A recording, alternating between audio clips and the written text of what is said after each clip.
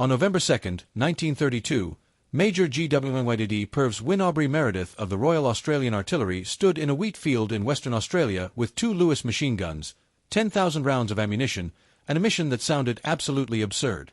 He was there to wage war. Not against invading armies or enemy combatants. Against birds. Giant flightless birds called emus. And over the next month, in what would become known as the Great Emu War, these birds would defeat the Australian military so thoroughly that it became one of the most embarrassing chapters in military history. This is the story of the only war in history where the enemy had feathers, where machine guns couldn't hit their targets, where trucks crashed chasing birds across the outback, and where Parliament members joked that if anyone deserved medals, it was the emus. This is the story of how Australia declared war on 20,000 emus and lost. To understand how a modern military ended up fighting birds with machine guns, we need to go back to the years after World War I. Australia had sent hundreds of thousands of young men to fight in that terrible conflict. When they came home, many of them damaged by what they'd seen and experienced, the Australian government made them a promise. Farmland in Western Australia where they could start new lives, grow crops, build futures.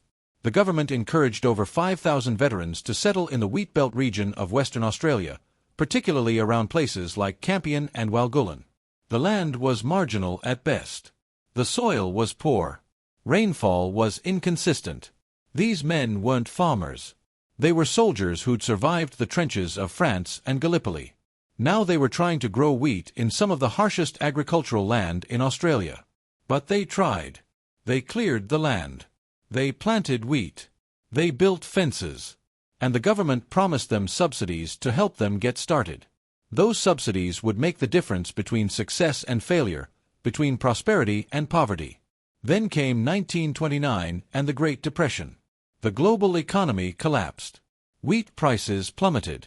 In 1930 alone, wheat prices in Australia fell by 30%. Farms went into foreclosure. Banks seized properties. And those government subsidies? They never came. The government broke its promise. The veteran farmers were struggling to survive, deep in debt, watching their crops fail, unable to pay their mortgages. And then the drought hit. From the mid-1920s into the early 1930s, the wheat belt suffered a devastating drought. Annual rainfall dropped by up to 40% below normal. The wheat barely grew. What little survived the drought was barely enough to keep the farmers from starving. These men had survived World War I only to come home and slowly lose everything. By 1932, about a quarter of the farms in the region had already been abandoned. The farmers who remained were desperate. And then nature delivered one final blow. The emus arrived. Emus are the second largest bird in the world, standing nearly 6 feet tall. They're flightless but incredibly fast, capable of running at speeds up to 50 kilometers per hour. They're native to Australia and have been for millions of years. To Aboriginal Australians, emus are sacred, creator spirits featured in Dreamtime stories. The emu even appears on Australia's coat of arms alongside the kangaroo. But to the struggling farmers of Western Australia in 1932, emus were a plague.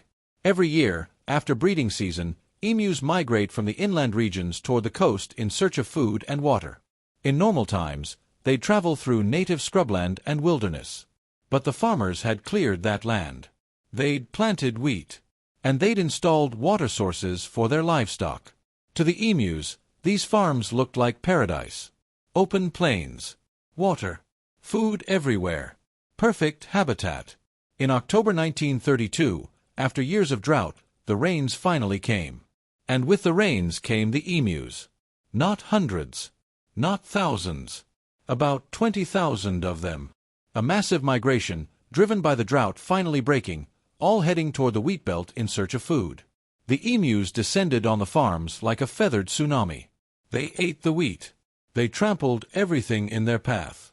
And worse, they broke through fences. The farmers had built these fences to keep out rabbits and dingoes, other pests that destroyed crops. But the emus crashed through them, creating holes that let rabbits and other vermin pour in behind them. One farmer reported losing 3,000 acres of wheat to the emus. A third of his entire annual crop. Gone. Eaten or trampled by birds. Other farmers described similar devastation. They tried shooting the emus themselves, but they didn't have enough ammunition or enough guns. They tried scarecrows and noisemakers. Nothing worked. The emus kept coming. The farmers were facing complete ruin. They'd survived World War I. They'd survived the Depression. They'd survived the drought. But they couldn't survive 20,000 emus eating their crops. So they did what desperate men do. They went to the government for help. A delegation of farmers, most of them ex-soldiers, traveled to meet with Sir George Pierce, the Minister of Defense. Pierce was also ex-military. He understood what these men had sacrificed for their country.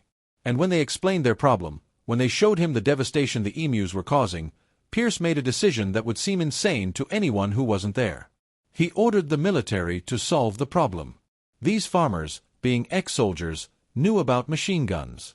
They'd used them in the war. They knew how effective sustained machine gun fire could be against massed targets. And 20,000 emus moving across open ground seemed like exactly the kind of target machine guns were designed for. So they asked for machine guns. And incredibly, Pierce agreed. In November 1932, the Australian military deployed to fight emus. This wasn't a joke. This wasn't a training exercise. This was a real military operation, authorized at the highest levels of government, with real soldiers and real machine guns. Major Meredith was put in command. He brought 2 soldiers with him, Sergeant S. McMurray and Gunner J. O'Halloran. They had 2 Lewis light machine guns, weapons that had been used extensively in World War I. These guns could fire 500 to 600 rounds per minute. They were devastating weapons, designed to cut down infantry charging across no man's land. Surely they'd be effective against birds. The military also brought 10,000 rounds of ammunition. And they brought a cinematographer. The government wanted footage of the operation. Perhaps they thought it would make good propaganda, showing the government helping farmers. Or perhaps someone realized this was going to be absolutely ridiculous and wanted it documented for posterity. On November 2, 1932, Major Meredith and his men traveled to Campion, where about 50 emus had been spotted near a dam. This was it. The first engagement of the Great Emu War. The soldiers set up their machine guns. They waited for the emus to get in range. The local farmers tried to herd the birds toward the guns, creating the perfect ambush. When the emus were close enough, Meredith gave the order. The machine guns opened fire. The sound must have been deafening. Lewis guns roaring, shells ejecting, bullets tearing across the field. And the emus? They scattered. Instantly. In every direction. Like they'd been doing this their whole lives. The birds split into small groups and ran at speeds the soldiers hadn't anticipated.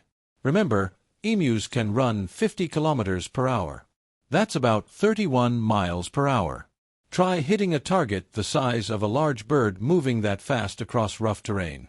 The soldiers fired and fired, but most of the bullets missed. When the guns finally stopped, the soldiers assessed the damage. They'd killed maybe a dozen emus. Maybe. Out of 50. And they'd expended hundreds of rounds doing it. Major Meredith must have realized this wasn't going to be as easy as he'd thought. But he was determined. 2 days later, on November 4th, they tried a different approach. They found a water source where emus gathered to drink. They set up an ambush, waited for the birds to come to them. This time, over 1,000 emus showed up. A massive flock, all clustered around the water. Perfect targets. The soldiers waited. Patience. Let them all gather. When the emus were packed together, dense enough that you couldn't miss, Meredith gave the order. Fire. One of the machine guns jammed. After just a few rounds, it jammed. The other gun kept firing, but the emus were already running. Scattering again. By the time the jam was cleared, most of the birds were gone. The soldiers had killed maybe 20 emus. Out of over 1,000. Over the next few days, the military tried everything they could think of. They mounted one of the machine guns on a truck and tried to chase the emus down. Have you ever tried shooting accurately from a moving vehicle bouncing across rough outback terrain? It doesn't work. The truck couldn't keep up with the emus. The rough ground made aiming impossible. And at one point, the truck actually hit an emu and crashed. The soldiers tried ambushes. They tried driving the emus into kill zones. They tried shooting from fixed positions. Nothing worked. The emus seemed to have an uncanny ability to sense danger and scatter before the guns could do real damage. And when birds were hit, they often didn't die immediately. Emus are tough. Their bone structure and muscle mass can absorb a lot of damage. Birds that were shot would sometimes keep running, only to die later from their wounds. By November 8th, after nearly a week of fighting, the military had killed about 300 emus. Maybe. The number was disputed. They'd fired thousands of rounds. The ratio was terrible. About 10 bullets per emu killed. This wasn't warfare. This was a waste of ammunition. News of the operation spread across Australia. Newspapers picked up the story. And parliament members, who loved nothing more than mocking each other, had a field day. During a session of the House of Representatives, one member stood up and joked that if anyone deserved medals from this conflict, it was the emus, who had won every round so far. The comparison to actual war was inevitable and humiliating. These were machine guns that had mowed down German infantry in World War I. These were soldiers who'd fought in that terrible conflict. And they couldn't hit flightless birds. The Australian military was being defeated by emus. The international press picked up the story. British newspapers reported on it with barely concealed amusement. Australia was being humiliated on the world stage. On November 8th, Major Meredith withdrew his forces.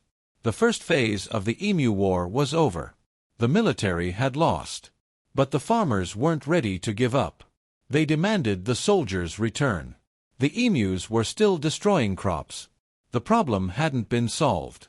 The Defence Minister, George Pearce, had to defend the operation in Parliament. He explained that the emus were causing serious economic damage. He insisted that machine guns were necessary because ordinary hunting methods weren't working. He pointed out that many farmers had left their land already and more would follow if something wasn't done. Eventually, Pearce authorized a second deployment. On November 12th, Major Meredith and his men returned to the wheat belt. This time, they were more careful. They'd learned from their mistakes. They used better tactics, set up more effective ambushes, coordinated with farmers to predict where the emus would go. And it worked. Sort of. Over the next 4 weeks, from November 12th to December 10th, they killed more emus. The numbers varied depending on who was reporting. Meredith claimed 986 confirmed kills with 9,860 rounds fired. He insisted the ratio was exactly 10 rounds per kill, as if that precision somehow made it better. Other reports suggested that an additional 2,500 emus died later from their wounds. These numbers have always been disputed. The cinematographer who accompanied the mission said the actual kill count was much lower. Farmers reported that the emus continued to plague their crops throughout the operation. But even if we accept Meredith's numbers, it was still a disaster. They'd fired nearly 10,000 rounds to kill less than 1,000 emus out of a population of 20,000. The emus had won. On December 10, 1932, the military withdrew for the final time. The Great Emu War was over. The Australian military had deployed soldiers armed with machine guns to fight 20,000 flightless birds. And the birds had won. The emus continued to destroy crops. The farmers continued to suffer. And Australia became the laughingstock of the world. But the story doesn't end there. The emu problem persisted for years. In 1934, farmers requested military assistance again. The government said no. Once was embarrassing enough. Instead, they offered bounties. Farmers could shoot emus themselves and collect payment for each bird killed. Between 1945 and 1960, bounties were paid on over 57,000 emus. It helped, but it didn't solve the problem. In 1950, Hugh Leslie raised the issue in Parliament again. He urged the Army Minister to release ammunition for farmers to use against emus. The minister approved the release of 500,000 rounds. 500,000 bullets. Just for emu control. Eventually, someone had the bright idea to build fences. Exclusion barrier fencing. Proper fences designed to keep emus and other wildlife out of agricultural areas. It took until the 1950s, nearly 20 years after the war, but the fences finally worked. They kept the emus out of the wheat fields. The problem was solved. Not with machine guns. With fences. The Great Emu War became a part of Australian folklore. It's remembered with a mixture of humor and embarrassment. On one hand, it's hilarious. The mighty Australian military, defeated by birds. Machine guns useless against feathered foes. On the other hand, it represents something serious. The desperate circumstances of farmers after World War I. The failures of government policy. The unintended consequences of clearing land for agriculture without understanding the ecosystem. The emus were just doing what emus do. Migrating. Looking for food and water. They'd been doing it for millions of years before Europeans arrived in Australia. The farmers cleared the land that emus had always traveled through. They planted crops that looked like native vegetation. They provided water. From the emu's perspective, the farms were just better habitat. They didn't know they were destroying livelihoods. They were just trying to survive. The Great Emu War highlights the conflict between human needs and wildlife. The farmers needed to grow wheat to survive. The emus needed to eat to survive. Both were just trying to exist. But in 1932, with the tools and understanding available at the time, the only solution anyone could think of was violence. Machine guns. Military force. It failed spectacularly. Modern wildlife management would approach the problem completely differently. Understanding animal behavior. Using barriers and deterrents. Managing habitat. Working with the ecosystem rather than against it. But in 1932, fresh off World War I, in the depths of the Depression, with desperate farmers facing ruin, the response was to treat the emus as an enemy army and try to machine gun them into submission. The emus, for their part, thrived. Today, there are hundreds of thousands of emus across Australia. They're classified as a species of least concern. They're not endangered. They're everywhere. They're an icon of Australia, appearing on the coat of arms, in Indigenous art and stories, in tourism campaigns. The birds that defeated the Australian Army are now a source of national pride. The story has entered popular culture. Books have been written about it. Documentaries made. Podcasts recorded.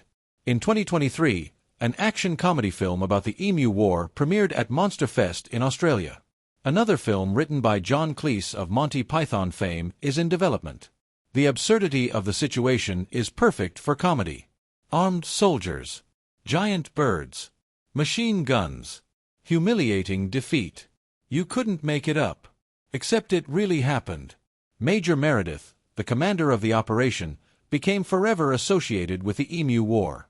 It was probably not how he wanted to be remembered. He'd served in World War I. He was a respected artillery officer. And then he commanded the operation where Australian soldiers lost to emus. That became his legacy.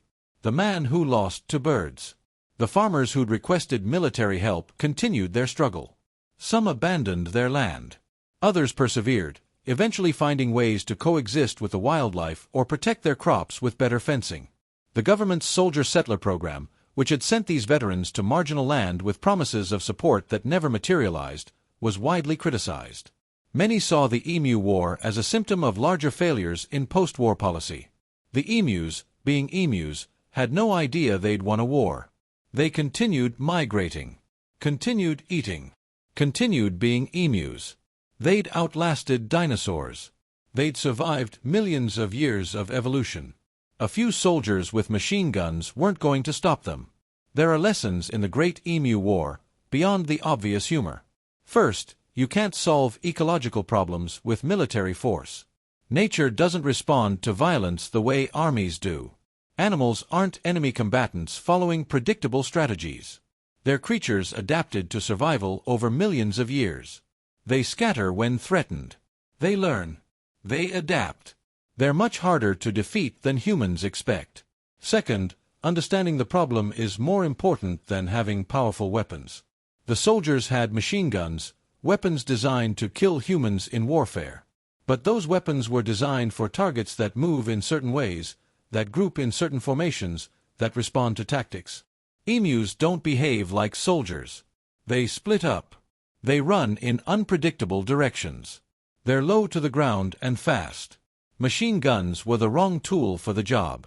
Third, sometimes the simple solution is the best solution. Fences. That's all it took. Not machine guns. Not military operations. Fences. But it took 20 years for someone to implement that obvious solution. Sometimes humans overcomplicate problems. Sometimes we reach for dramatic violent solutions when simple practical ones would work better. And finally, the Great Emu War reminds us that nature usually wins. Humans can clear land, build farms, create settlements. But the animals were there first. They'll adapt. They'll persist. And if we don't find ways to coexist, we'll just keep fighting losing battles against opponents that don't even know there's a war. The Great Emu War wasn't really a war. It was a wildlife management disaster. It was a military embarrassment. It was a desperate attempt by struggling farmers to save their livelihoods. It was a government failing to support veterans it had promised to help. It was all of these things. And it resulted in Australian soldiers losing a battle to large flightless birds.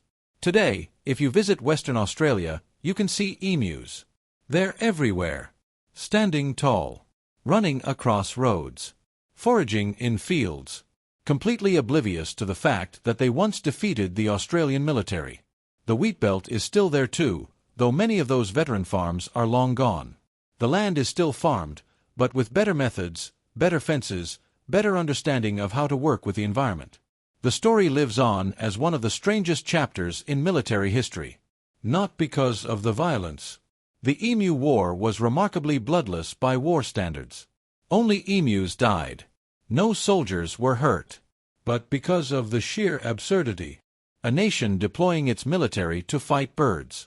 And losing. When people mock Australia for losing a war to emus, Australians tend to laugh along. It's part of the national character. The ability to laugh at yourself. To acknowledge your mistakes and move on.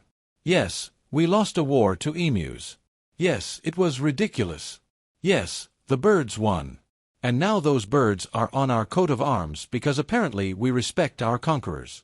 The Great Emu War of 1932 stands alone in history. There has never been another military operation quite like it. Nations have fought each other. Humans have battled nature in various forms. But only Australia has officially deployed soldiers with machine guns to wage war on birds. And only Australia has lost that war so thoroughly that it became an international joke. The emus didn't know they were at war. They were just trying to eat. But they won anyway. They scattered and ran and survived. They adapted to the machine gun fire. They outlasted the soldiers. They're still there today, proud and tall, the unofficial victors of the strangest war ever fought. Major Meredith fired 9,860 rounds. He killed less than 1,000 emus. The wheat belt farmers faced ruin. George Pearce defended his decision in Parliament. The newspapers mocked. The world laughed. And the emus kept eating wheat, breaking fences, and thriving. When Australia went to war with emus, the emus won. And they didn't even have to fire a shot.